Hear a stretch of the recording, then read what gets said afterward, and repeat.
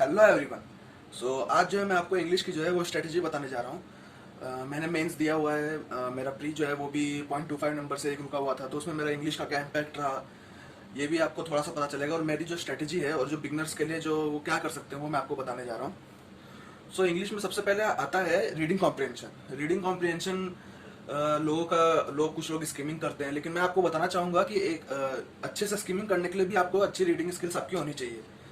मेरी इसके लिए क्या अप्रोच है, मेरी रीडिंग स्किल्स अच्छी है। और जो बिगिनर्स है वो ये कर सकते हैं कि जो स्टोरी बुक्स है जिनको बिल्कुल इंग्लिश नहीं आती है वो उनको पढ़ें, उनको रीड करें, और तुरंत जो है एट द सेम टाइम उनका उसका जो हिंदी ट्रांसलेशन है वो अपने माइंड में, वो उनके माइंड में अपने आप आ जाए।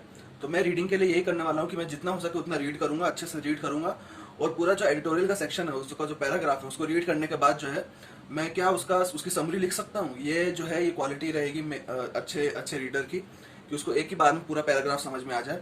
और अगर वो ऐसा कर पाता है तो वो पैसेज को अच्छे से क्या उसे जो कहते हैं स्किमिंग भी अच्छे से वो कर सकता है। रीडिंग कॉम्प्रिहेंशन जो है पूरी तरीके से जो है आपका रीडिंग पे ही निकलेगा। एरर डिटेक्शन के लिए 80 to 90% जो है वो ग्रामर के कॉन्सेप्ट्स क्लियर होने की जरूरत रहती है।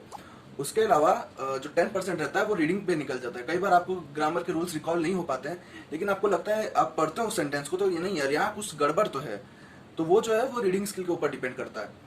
तो एरर के लिए कॉन्सेप्ट्स बहुत जरूरी हैं, और थोड़ी सी रीडिंग स्किल्स उसके लिए भी अच्छी हैं। फिलर्स जो है वो वोकैब के लिए, वो वोकैब बेस्ड है। आपकी वोकैब कितनी अच्छी है, आपकी रीडिंग स्किल्स, उसमें भी रीडिंग स्किल्स आती हैं।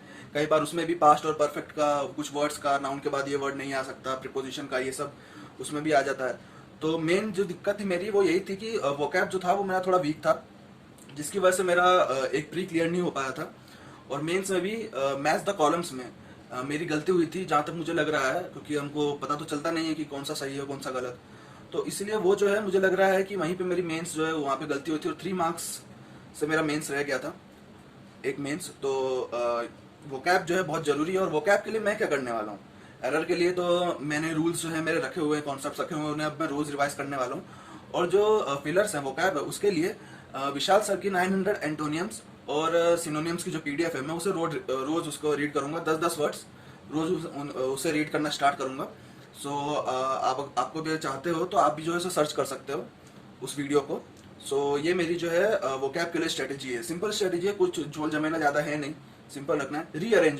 रीअरेंजमेंट में मेरे जब मैंने प्रिपरेशन रिस्टार्ट करी उसके बाद से बहुत कम ऐसा हुआ कि पांचों के पांचों सही हुए हैं, एक या दो गलत हो ही जा रहे हैं। तो रीअरेंजमेंट के लिए मैं क्या करने वाला हूँ, रीअरेंजमेंट के लिए जो पैटर्न रहता है कि पहले क्लासिफिकेशन रहता है, फिर नाउन और प्रोनाउन का, फिर रीजन बेस्ड रहता है कि अगर बिकॉज आ रहा है तो कोई ना कोई रीजन होगा, और ऑल्सो आ रहा है तो उससे पहले भी कोई इंपॉर्टेंट बात की गई होगी। ये सब जो बेसिक चीजें हैं उसको मैं एक बार अच्छे से रिवाइज करूंगा। और इसमें भी रीडिंग स्किल्स बहुत जरूरी रहती हैं।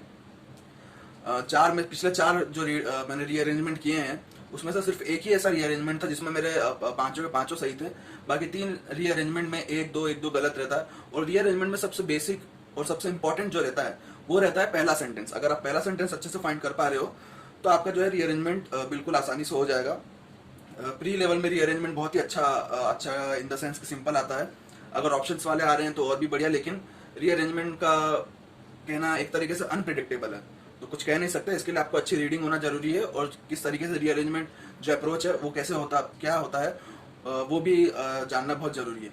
फिर कुछ क्वेश्चंस आते हैं प्री लेवल में, जरूरी नहीं क्लर्क में ही आए, प्री में आते हैं मैच द कॉलम्स। तो वो भी प्योरली जो है वो रीडिंग बेसिस पे रहता है कि पहला पार्ट सेंटेंस का क्या कह रहा है तो दूसरा पार्ट क्या हो सकता है, क्या ये ग्रामर जो बेसिक ग्रामर सुन सकते हैं, उसमें कोई एकदम बड़े कॉन्सेप्ट नहीं रखते हैं, तो बेसिक ग्रामर के जो कॉन्सेप्ट रहते हैं वो लगते हैं उसमें। तो यही रहता है मैच द कॉलम्स में भी। और मेरा जो क्लर्क मेंस रह गया था उसमें मुझे लग रहा है कि मैंने 3 जो है वोकैब के वो गलत कर दिए थे शायद, और 1 या 2 एरर के हो गए थे गलत। अगर वो दोनों सही होते तो मेरा मेंस भी क्लियर हो जाता।